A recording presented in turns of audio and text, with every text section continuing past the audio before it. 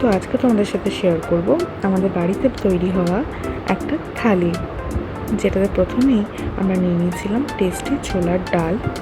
ছোলার ডাল নেওয়ার পরেই আমাদের প্লেটে চলে এসেছিল চিকেন কষা। চিকেন কষাটা অসাধারণ হয়েছিল। চিকেন কষাটা একটু বেশি করে আগে নিই। চিকেন কষাটা নেওয়ার পরেই আমরা নিয়ে নিয়েছিলাম আমাদের প্লেটের মধ্যে নানটাও খুব ভালো হয়েছিল। তো নান চিকেন কম্বিনেশন, চিকেনটা একটু বেশি করে নিই আর একটু। তো নান নেওয়ার পরে আমরা নিয়ে নিয়েছিলাম আমাদের থালিতে পেঁয়াজ, লঙ্কা, শসা, লেবু। তারপরে আমরা নিয়ে নিয়েছিলাম মিষ্টি, সঙ্গে কিছুটা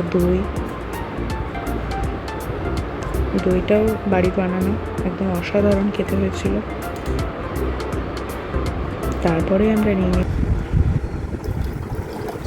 পেটটা আমার ডুনা করছে। এবং তারপর আস্তে আস্তে আমরা আমাদের খাওয়া দাওয়া শুরু করলাম। এবার তোমাদেরকে গুণ রিভিউ দেবে গোটা থালিটা কীরকম খেতে ছিল।